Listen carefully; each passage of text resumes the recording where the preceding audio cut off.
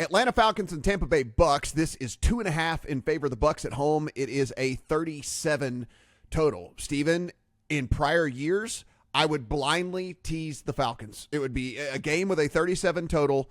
I would blindly tease them up to 8.5, and I would just roll with it, hold my nose, move on.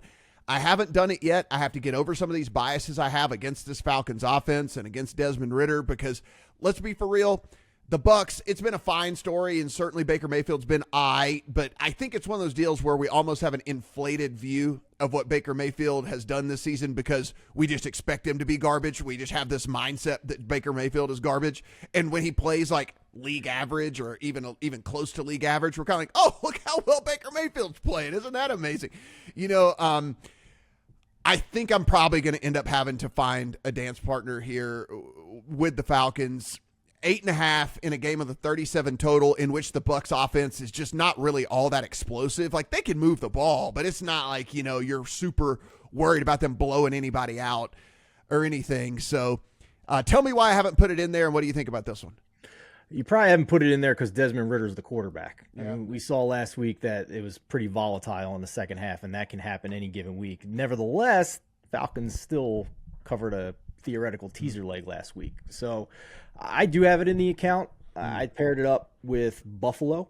And I think if Tampa Bay and their offense were to stop being as stubborn as they are running the ball and doing it very inefficiently, if they were to pass it more, well, I think the Falcons defense matches up pretty good with this passing attack. They are number 7 in pass D success rate.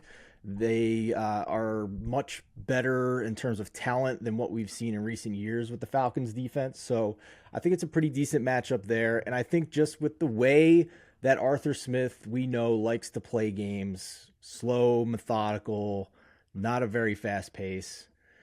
I mean, I've given you a little analysis, but to go back to what you initially said, it's a traditional Wong teaser with a total of 37. So pretty high success rate traditionally with that.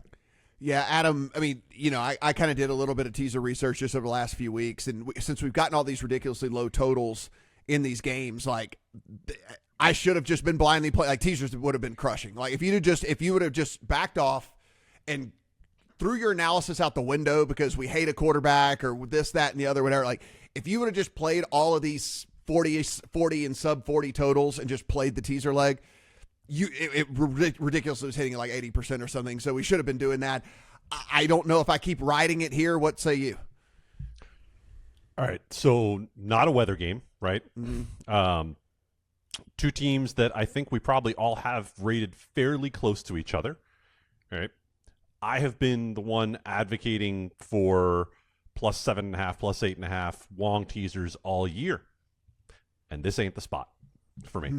I'm going to pass on this one. I'm going to pass on the game entirely, but I want to give you some Desmond Ridder stats that should probably make anybody who's thinking about Atlanta want to live bet this game as opposed to betting it pregame. So let's talk a little bit about what has happened with Desmond Ridder depending on what the game plan has looked like, okay? So for Desmond Ridder this year, in 6 starts, he has 3 starts in which the average depth of target is 8 yards or less, right? The conservative Desmond Ridder, the Desmond Ridder that Arthur Smith is not asking to do a whole lot. And in those starts, I'm just going to go by big-time throws and turnover-worthy plays because there's a stat in here that's really going to scare the hell out of you if you're an Atlanta backer.